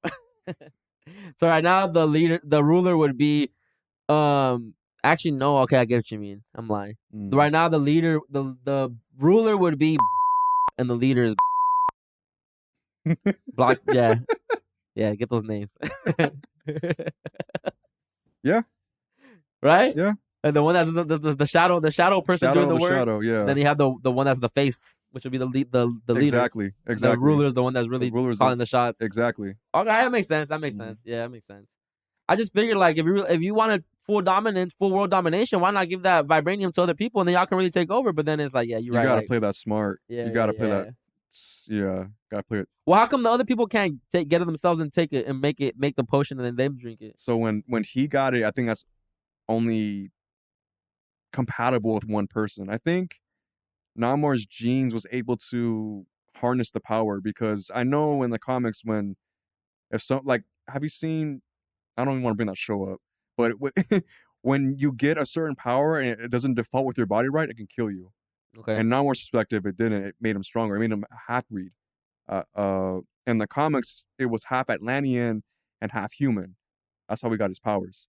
Then in here, it was a Mayan, and I don't even know who the dad was, but he's a half-breed. That's why he's able to harness all that stuff. He's a half-breed. Mm-hmm. That's what I like about the comics, bro. Like, I like how they're all intertwined and it all becomes a thing. You have to kind of like get the piece from here to make this. To make two things work, yeah. Yeah, I like that, but it's just too much. It's a lot. It's a deep dive for sure. That's why I only keep up with the big movies. I only go the only ones that I haven't seen that are the big releases is I haven't seen any of the Ant-Mans. Really? Any of them? Oh man! But I've seen like Doctor Strange. I've seen Wakanda. I've seen Guardians of the Galaxy. Fire. I've seen when is that coming back? When is the third one? I think next year, 2023. That's gonna be the last one that James Gunn's making for that one. I've seen I haven't seen the first Captain America. I've seen the Winter Soldier. Better. I've seen all three Iron Mans, of course. All the first ones, huh? First, yeah. Yeah. So fire. And then Infinity War and Endgame were just. Bro, I don't think there'll ever be a movie experience like Endgame and Infinity War. No Way Home. No. I seen that. No, bro. Nah, the movies, bro. The movies. Yes. Nah, the movies when Endgame came out. The movies when No Way Home came out too. I was there. I was there too. I was there. It was not the same as Endgame, bro. Because Endgame had more shocking. Endgame had people crying, bro. I was crying too in No Way Home. Nah, Endgame. I know, bro. Infinity War too. Endgame was a different beast for sure. There was more shocking moments when he picked up the hammer. You know, you had people pull the whole moon, bro. I know. And it's Infinity. I know, I get it. That was hard. I get it. But No Way Home, bro. It was good. It was great. I loved it. What I liked about No Way Home. And here's what I'm going to cut you off. But again, going back to solid villains, Goblin was a perfect villain. And there's a reason why he's the most feared villain for Spider-Man. And they gave him a purpose. He's just a maniac. And he follows through. And for these recent Marvel films, they don't follow through. Have you seen the new Doctor Strange movie? I don't know. Well, which is the newest one? Multiverse of Madness. Have you seen that one? No, I haven't. Well, I don't want to spoil it for you. I don't care. Well, Scarlet Witch, she's supposed to be like almighty, all powerful, but she does not follow through. She does not kill who she needs to do. She's villain, yeah, and then all that happens is American Chavez like smacks her a few times, and then she sees herself as this monster. It's like, oh, I don't want the monster no more, so I'm gonna stop. They don't follow through, but someone like a Goblin, someone like a Namor, like they follow through. They might have failed, but that's a solid villain arc. Oh. You know? Endgame, like Thanos, for example, that's the best one. Greatest villain ever. Greatest villain ever. That's the I say it's the best one. Thanos he followed through. Ew. Yeah. Ew, bro. Ew. Thanos killed the role. Yeah, probably my favorite villain for sure. And I love Doctor Strange too, by the way. I'm just saying. What I liked about No Relevant Way movie. Home, bro, is that it had to do with the media. It had to do with lying to people. It had to do with Yeah. no, that's not the way. That's not No Way that Far From Home. That's No Way Home. Yeah, because James Jonah Jameson was already depicting him as the villain. No, which is the one with the drones and everything? That's Far From Home. That's not the one you're talking about, huh? I'm talking about No Way Home, the last one where Toby and Andrew come in. Yeah. I didn't like that movie. You know why I didn't like that movie, bro? Because again, I hate when these people be the nice person, bro. Tony That's Parker. Peter Parker. I mean, yeah, that's a Tony Parker. That's a basketball player. Peter Parker. He's always the auntie. Let's bring him in. They need help. Yes. That's Peter Parker. Peter Parker, and even in the comics, always been the same. He's always been the same. He's always been helpful. This is what I don't like about comics, though, bro. Can they make it realistic? Like, how many times is something gonna happen to you? That is well. And Peter no, Parker, a pattern. Okay, you're nice. You're always nice. You're Peter Parker. You'll forgive everybody. When in the comics is gonna be a time where it's like, okay, bro, you're not gonna forgive him this time. You're gonna turn up. Never. Just because it's Peter Parker, you're always gonna forgive. Like, that gets boring. Well, there's a comic where he has a symbiote suit, and with that symbiote suit, he gives in. He gives that inner age, and he can destroy almost every Marvel character. He can. But what's gonna happen after that? Rage. You're living with rage. Fire. I can't. I can't do that. I can't live with rage. Bro, Peter Parker let him into his home, and they turned that up and because but it was working. It was working until when, bro? When he was switching them back to being good, like when he fixed Doc Ock. No, he was programming him to be good, no? No, he was deprogramming them to be deprogrammed them. Yeah, deprogrammed. Okay. Yeah, Dr. Rock reprogrammed, the Lizard Man reprogrammed, because they were already reprogrammed when Strange brought him back. It was evil again. But that's why you can't change Goblin. You have to extract evil, sure. But that's the thing. I don't want to get into universes and this and that, but he didn't know how evil what Goblin. Nobody knows up to now how truly evil Goblin is. Kills his aunt, sure. And he would have killed him too if it wasn't for Toby's character. But that's the thing. Toby's character knew. You know why? Because in Spider-Man 1, the Sam Raimi very first Spider-Man movie, he did kill. He killed his uncle's killer. He did? Yes. And that's why he stopped him, because he was like, where's that going to lead you? How's it going to solve anything? It doesn't. And that's why he became good in 2 and 3. I'm telling you, I know this stuff, Chris. I'm telling you. I hate when these people are nice, bro. I've been watching that film, and I'm like, I can't even get mad at it happened to you, bro.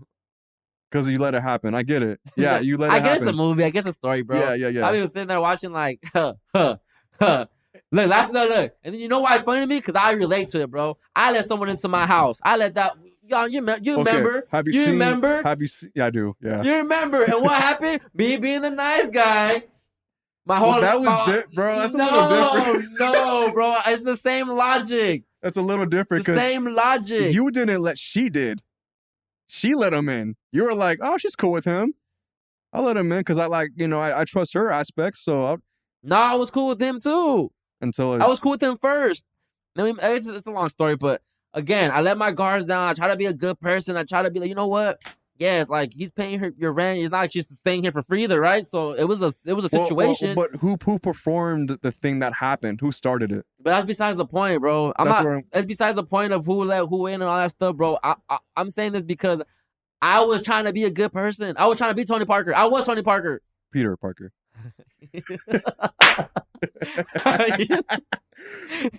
Tony Parker freaking retired from the Spurs a while ago, dog. Okay, I was Peter Parker, bro. I let the person in, gave him shelter, gave him a home, gave him just vibes. She felt safe here. Mm-hmm. And then whatever, I'm not gonna get into what happened, but whatever happened.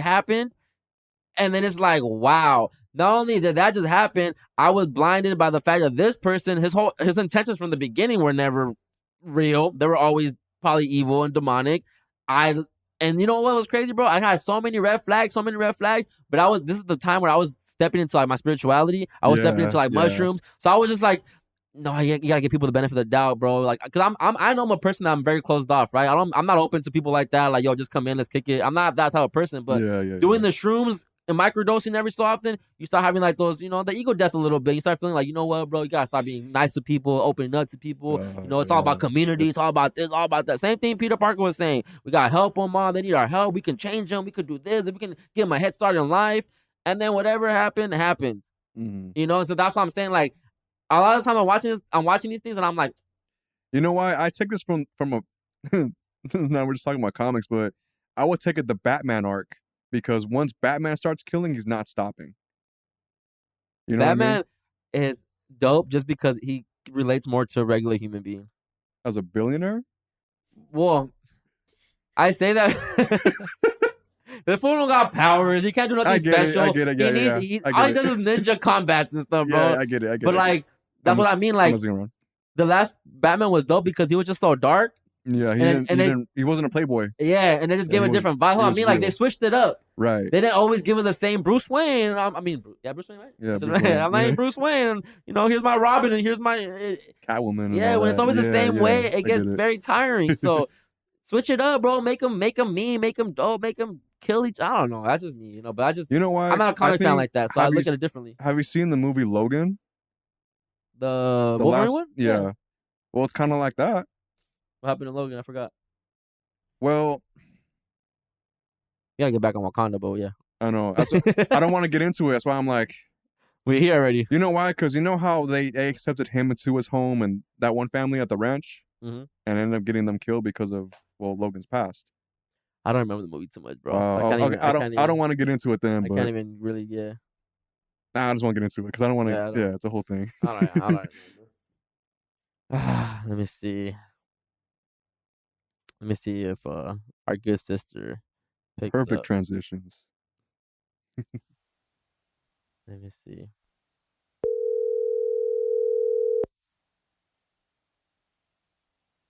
Tell me she's on the phone, but I wonder if she's off already. If not, it's all good. Yeah, she's not. It's all good. Maybe she'll call back before we end the episode. But I also found out a fun fact about the actors in the movie was that they had to learn how to swim. Really? Yeah. Oh man. They didn't know how to swim, and watch. I'll play this video real quick. None of them? I'll play it right now. First, I had to learn how to swim. Oh, wow. Yeah. Yeah. And then they gave me some classes, especially to hold my breath, free diving. And I'm able to do it for 5 minutes. Sheesh. Yeah. Wow. And I feel like a baby in the kindergarten, I did my throw. I can hold my breath for 5 minutes. First, He's great. He's great. Shout out to Rafa, man. Yeah. Rafa from Narcos. That's how I refer to him as. He's Rafa to me. He's great. He's a good actor, man. Oh yeah. But I found out that they had to learn how to swim. The one that played he had two main people, right? Namor, the dude and the girl. Mm-hmm. There's I don't know what are they called. What is the species called? I don't know what they're called. They're supposed to be Atlanteans, but I guess Talconians. Yeah. Like well, the girl, it was all three of them getting interviewed, and the girl said that she out of all of them, she's the one that held her breath the longest. She got up to 7 minutes. No, 6 minutes. Lung capacity. And the record that the actor that I think they said it was Kate Winslow or Kate something. I don't know which Kate it was, but they say that Kate holds the record for 7 minutes underwater in a film. And then homegirl got 6 minutes, and then he said 5. He held it for 5. Dang. I smoke way too much, bro. Yeah. How long do you think a you hold your minute? breath? I'm like a minute. I probably could do like a minute. I have a pool too. I could probably do like 4 minutes. 4 minutes. Yeah, I used to be a lifeguard. Oh, what? Mm-hmm. Used to lifeguard. I don't know how these people don't know how to swim if they're Mexican. Well, I didn't expect them to be underwater. That's true. Swimming underwater is different. Yeah, that's. I really enjoyed that though. I loved it. I like that they went. That's why I love how they portrayed everything, man. And they did it. They did all that culture underwater. Yeah, that was dope to me. That was really cool. And I loved how they treated some of them who couldn't breathe. They had those masks. Mm-hmm. That was really creative. Yeah, it was dope. Yeah, I thought they were gonna take it off. Or it was for them to breathe, huh? In the water. That is dope. But I wanted to know more about how the people got down there. Like, how did you bring your people here? How do they become amphibians? Well, remember that one scene where they're all turning blue and they couldn't breathe? You know, I think they did all drink the water or that leaf thing, but it affected Namor differently. But when they all drank something out of those leaves, they couldn't breathe on land, so they all ran to the water. Yeah, I remember that. Yeah. But I think they all just populated underwater. But I don't know how the city itself got underwater. I forgot. Maybe they explained it, but I feel that. Yeah. I feel that. Overall, I would really recommend you guys watching this film. Highly recommend this. Soundtrack is all Latin hits too. It's fire. You see what I mean? Yeah. Bro, how do you go from Kendrick and TDE giving us the first soundtrack and then you go to basically a Bad Bunny executive produced project? Mm-hmm. How does that happen, bro? I don't know. There's nothing on this album that gives you King's Dead vibe. Do you think it was forced diversity? For sure. What I really think is that they were trying to take the spotlight from black people, bro, and they just gave it to us. That's how I feel. Everything that was stated earlier too. No, just watch the first one, bro, and compare it to the second one. That's what I was doing. Yeah. The black excellence in the first one, bro. It was great. It felt like it just had that feel to it, bro. Mm-hmm. Everything about it was just like black empowerment. And this one, I went in there thinking it was gonna be the same thing. I didn't think nothing. I honestly, like I said, I didn't watch any trailers. I don't know. Did they show him in the trailer? They showed Namor in the trailer? Yeah, they did. See, I didn't know. That's when it started. I didn't know it was how to do anything with underwater or nothing, bro. I was so out the loop. So all I remember is Nicole telling me that something about is Latin or something. And I was like, I didn't really pay too much attention to when she said it because I was like, oh, Black Panther can't be Latin, whatever, you know? So when I go in there and I started watching it, I'm like, I get what she meant, but I'm like, damn, the whole movie is like about us. And then obviously when the movie started and they come across them, I legit thought, oh, that's so dope. They're gonna get the black and the browns to come together and fight the whites and fight the government. Like I thought it was gonna go down like Dang, that. Because remember how the government was they were picking on Wakanda. Yeah. So I thought that Wakanda was eventually gonna give them up, and then there was gonna be real beef, and I think if the government would have came. If you have a movie like that, the movie's automatically over. Why? Because it's automatically over because you have a god, and you have Wakanda, and you have both cities attacking the government. You know, that's. But what if they made something to where like they had someone like an Ironheart on their side? Well, okay, you know what's interesting? Hope it's not gonna back to nothing, but not Namor in the comics was fighting Nazis. He was fighting. What were they called? Red Skull's people. What were they called? The guy from Captain America? Yeah, what were they called? I don't know. Dang it. But anyway, he was fighting them.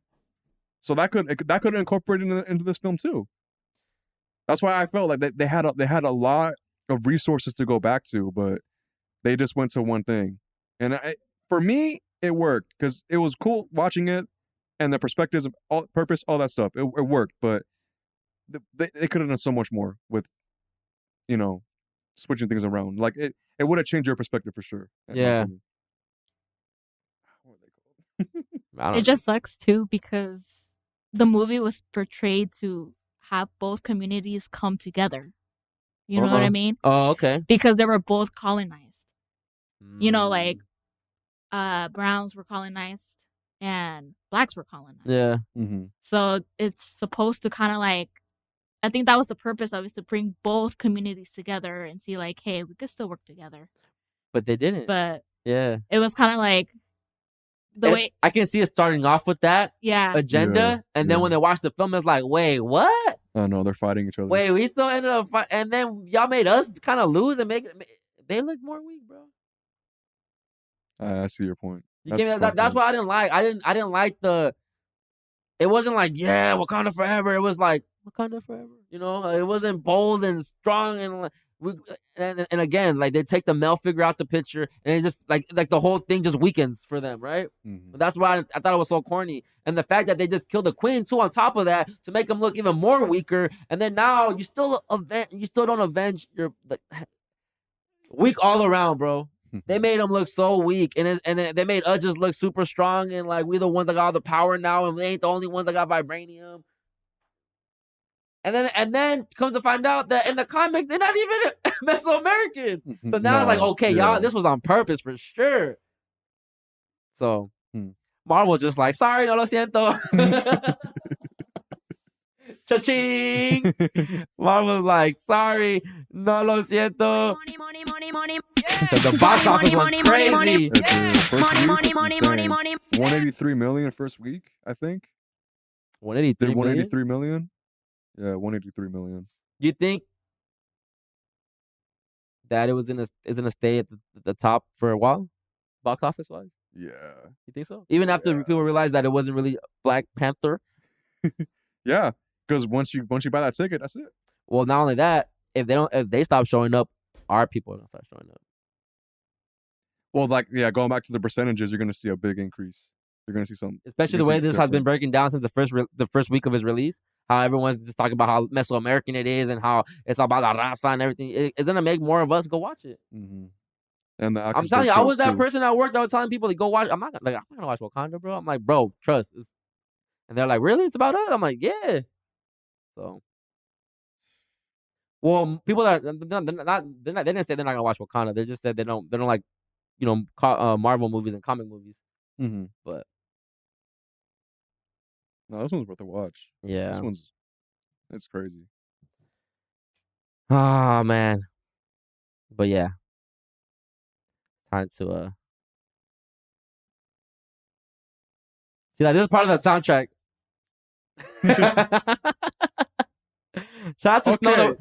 Shout out to Snow the product though. Talk about the soundtrack. What about it? Rihanna on it? Yeah. Oh.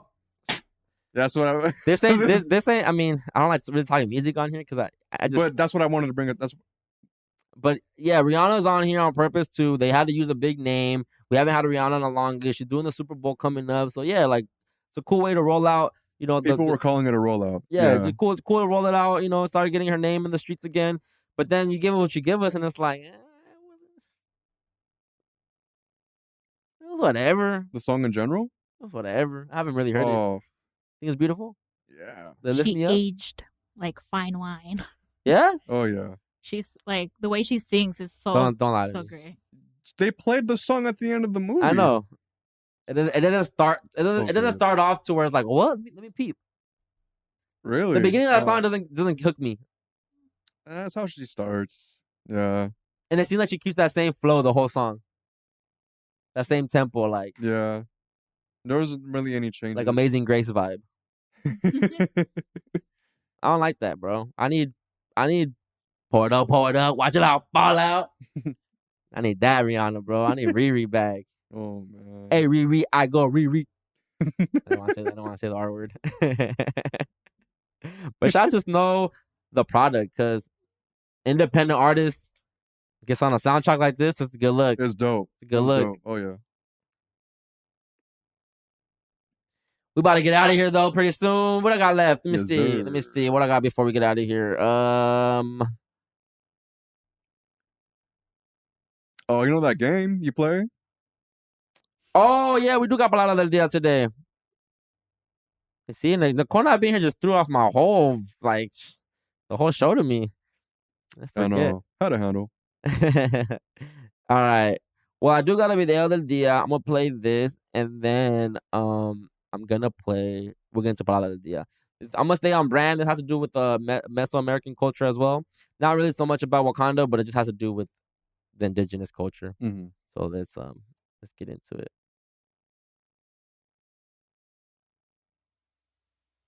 About the story of creation according to the Aztecs or Mexica people. There first existed Ometeot, the one god. This god was a dual god, with one side being male, known as Tonacatecutli, and a female side, I don't know how known they can as pronounce those names, bro. Tonacasihuat. It's so hard to pronounce those names. Tonacatecutli and Tonacasihuat had 4 children. These 4 children are known as the 4 Tezcatlipocas. First is Xipetotec, the flayed god, the god of the seasons and the god of things that grow on earth. The second is Tezcatlipoca, the smoking mirror, known as the god of earth. The third is Quetzalcoatl, known as the plumed serpent or the god of air. And the fourth is Huitzilopochtli, the hummingbird of the south, and the god of war. All 4 children, or 4 Tezcatlipocas, lived with their parents in the 13th heaven. They decided they wanted to create a world, but it would be many worlds before the one we know today. They first could not decide who would be the sun. So in the first world, Quetzalcoatl and Tezcatlipoca created a sun, but it was far too weak and didn't give enough light. In that first world, Quetzalcoatl and Huitzilopochtli created a man and a woman who had children, and they were known as the Mazahuales, or the farmer people. They also gifted the world with maize, known to be magical. They also created Mictlan, the underworld. In part 2, we'll learn about the creation of time and the other worlds to come. I love mythology, bro. Mythology is amazing. I just love how everyone believes what they believe. Every culture has their own beliefs of how we come into how creation began and everything like that. Yeah. And I like how it all just interconnects. Everyone has like the same. Everyone has bits and pieces that are like very similar, and then they have bits and pieces that are very different. But I think everyone's religions and beliefs stem from the same. Like mythology is beautiful. Oh yeah. Yeah, like Greek. I like Greek mythology. Norse mythology. Norse mythology. I like it's just mythology, so bro. Because everything connects. And everything has like a purpose to follow through. That's why I love the movie, because it had a purpose. It had the mythology with 2 cultures essentially. They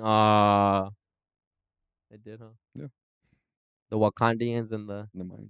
Oh, that's right, huh? Yeah, because you had the panther was their god, but their god was Namor, the serpent. The Kukulkan. We didn't even really talk about his feet. Like, what's up with him flying? Oh, his wings? Yeah. Hey, yo, is that where the Jeremy Scott Adidas got influenced by? No. You know what I'm talking about, right? Yeah. The Jeremy Scott with the wings. That had to be the inspiration, dog. No. Bro. I can't. The Jeremy Scott, you know what I'm talking about, right? I know what you mean. The Adidas that got the wings on them. Yeah. I know what you mean, but yo, I can't connect. If I just have Namor for Halloween, I'm definitely getting some Jeremy Scotts. Someone needs to think about that. I probably ain't the first one to think about that, but I better whoever dresses up as Namor for next Halloween. If you don't have the Jeremy Scott sign, you're not doing it right. Yeah, that's it right there, bro. Wings on your feet. Nah, he always had wings. I think he always had wings. He was born with them. I know, but how? Well, through the mutation. Right. Right. I don't get how his mom didn't die when she gave she didn't die, huh, when she had him? They gave her the potion to keep her alive, huh? Yeah. Right. Same thing with like Bella from what's her name from the vampire movie. Oh, Twilight? Yeah. Hey, Borderline, she was mutant too, no? What do you mean? Because she was turned into a vampire? Yeah, right? That's not how it works. I'm pretty sure. Well, I mean, she was pregnant too, and then she was dying, and then Ford just bit her. Yeah, to keep her alive because the venom from his fangs is the vibranium. The same. It's the same, different movies, different plots, with the same concept. They all drank it, but he's the only one that got the power because he was. Well, the baby and Bella got the power, no? I don't know. I don't know. I remember the movie. The baby was growing so fast in her stomach. Was it? I don't remember think so. I stopped watching after the second one. No, we definitely watched all of them. The last one was the hardest one. It was feeding on her. It was feeding on her? That's why she was dying. But he was getting bigger, huh? Yeah, that's why she had to like drink blood and to kind of like keep feeding her because she was getting like essentially anemic. Yeah. Huh. So I feel like that's the same with kind of Namor, because it's in the umbilical cord. Yeah. So it's since she drank that, it goes straight feeding to the baby. I love that scene where she gave birth underwater. Oh, yeah. That was fire. That was beautiful. That was fire. I think she got to use the bathroom. Oh yeah. We're about to end this. Well, hold on. Can you wait or no? I want to get into Palabra del Dia. Let's get into Una Palabra del Dia. Una Palabra del Dia. This whole show today just seems out of whack. I'm sorry, guys. It was dope. It's dope, but I feel like just like last minute switch ups, kind of just throws me off a little bit. All right, let's see. Today's Palabra del Dia is. All right, Rene. Let's see if you can do this. Nah. You have a lifeline here. You can ask for help. I bet. All right. So today's Palabra del Dia is Let me play it on here because I don't want to pronounce it wrong. All right. You saw? I didn't see. You saw? Nah, I saw an S. That's it. Sequía. Sequía. So today's palabra del dia is sequía. Any thoughts on what that might be? I need to call my lifeline. Before no answer. I'm gonna give you the options first. You haven't Oh, well, do the options. That way. Well, do you have an idea before I give the options? If you already know it, just say it. Hey. Well, I want to see the options. But first. Of course. All right. So today's options for Palabra del Dia are: is it A, a drought, B, a surplus, C, a shortage? Say the word again. Like Sequía. Sequía. okay, so drought. Yeah. Oh, You knew, huh?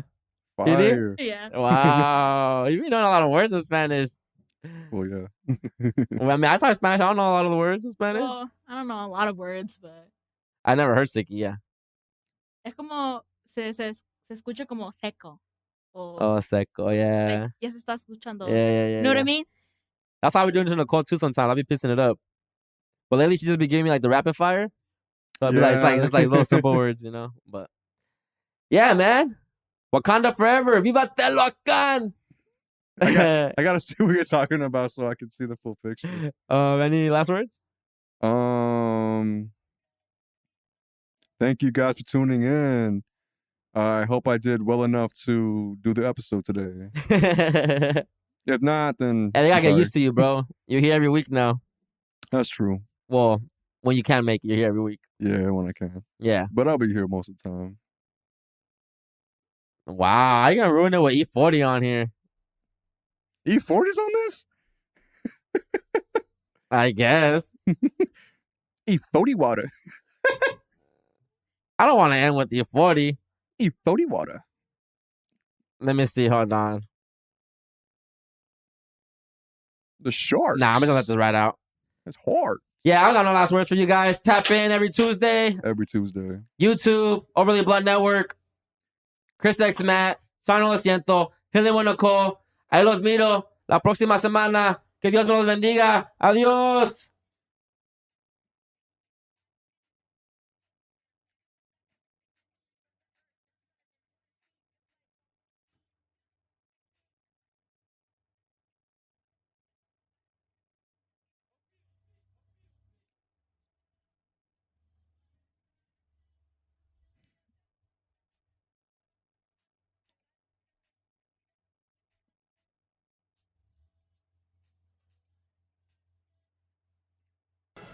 OP. Sorry, no lo siento.